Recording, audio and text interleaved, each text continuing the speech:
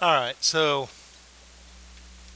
let's take a look at finding the domain in these problem number 4. So as I mentioned before, I don't have to find the expression, the equation for this new function fg to find the domain if I know the functions f and g. I can use the domain of f and the domain of g to find it. I know that the domain of this product fg is the domain of f intersected with the domain of g. All the members in the domain of f and the members you have to be in both sets to be in the intersection. What is the domain of f? Well, remember our domain is the set of all real numbers with two ideas to consider, two exclusions. The domain of a function is a set of all real numbers excluding any values of x that cause division by 0 and any values of x that cause taking the square root or even root of a negative number. Well, we don't have, where did it go? Maybe I should have copied that and pasted it, brought along. We don't have any variables in a denominator, but we do have a variable underneath a root. So this 5 minus x represents a real number, and it has to be a real number that is 0 or positive. Otherwise, we could not take the square root of it and get a real number. If we solve this inequality, I like to have the variables on the left. Notice that that 5 is greater than or equal to x is logically equivalent to saying that x is less than or equal to 5.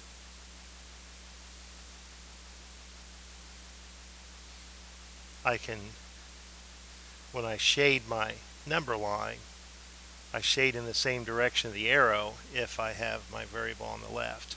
So that's the domain of f. Let's find the domain of g.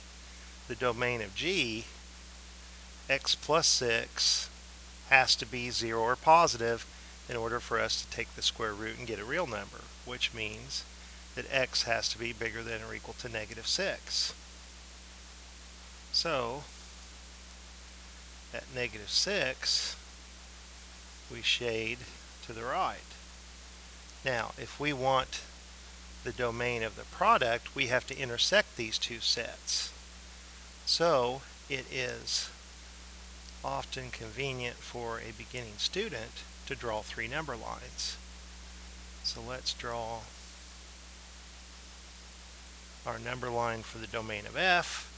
Let's draw our number line for the domain of g. And let's draw a number line for our final answer, the domain of this product. We want negative 6 and negative 5 to be shown in each number line. Those are our boundary points. Those are the numbers of interest.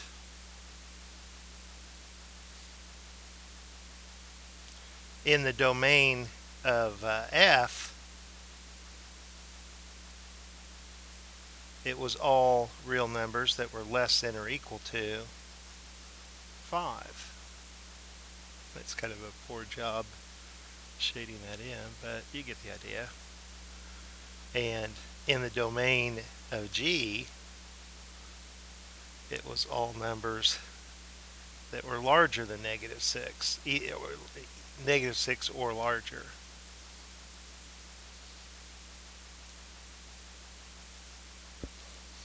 So we look at these and say, is negative 6 in both sets? Yes, it's shaded in both. Therefore, it's shaded in my answer. Is 5 shaded in both sets? Is 5 a member of both sets? Yes.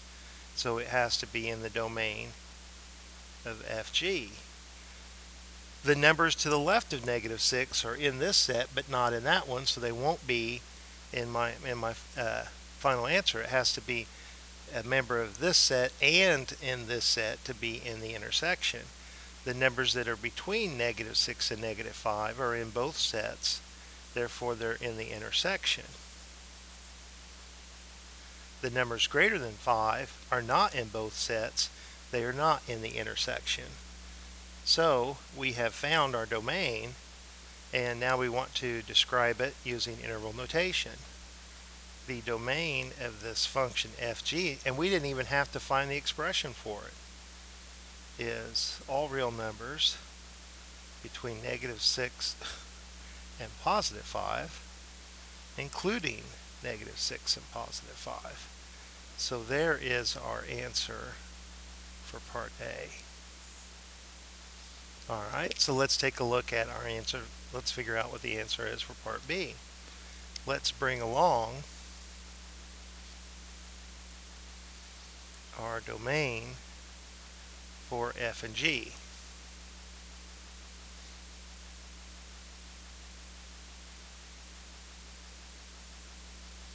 This was our domain. Let's change it to black. This was our domain for f.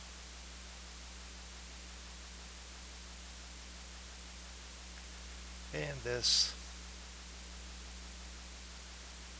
is our domain for g.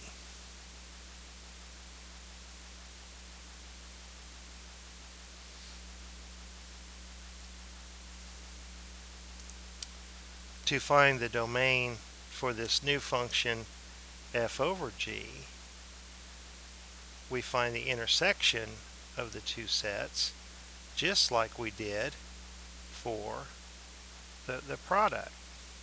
But we have to add a restriction that this g that's in a denominator, we can't have any values of x that would make this equal to 0, because then we would have division by 0. So let's take a look at that one more closely. Let's temporarily let g of x equal 0. So this is x plus 6 equals 0. If we square both sides, x plus 6 is equal to 0, x is equal to -6. We don't want that to happen. So we have to exclude -6. So it is going to change. If we look right now, it is including -6. We want to exclude -6. So this part of our answer we've already found, from -6 to -5, including both endpoints. This is telling us to exclude that -6. So let's shrink this up a little bit so I can have a little bit of room to write.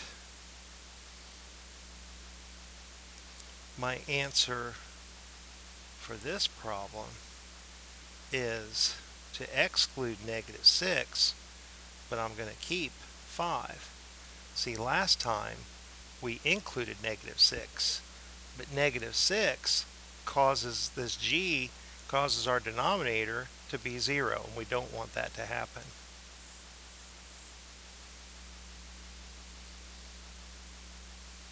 Alright. Will it remember? Yeah. This was our domain for f.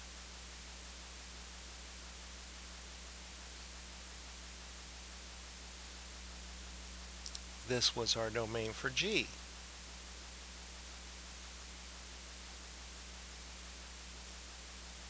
Our domain for g over f is the intersection of these two sets, which we found in part A.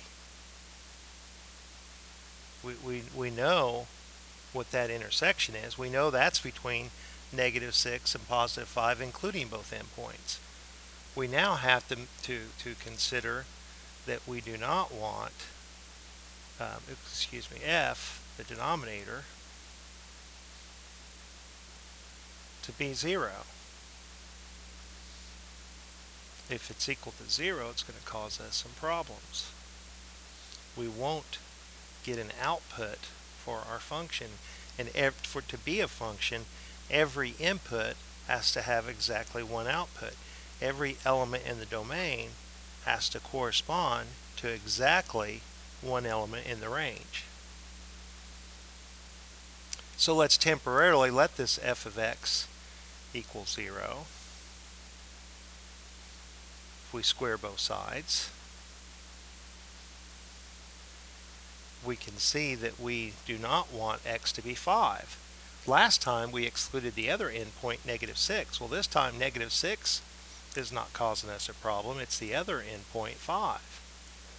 So our domain for this g over f, -6 is fine, but +5 causes us a problem, so we throw it out. It causes division by 0. There's our answer for C.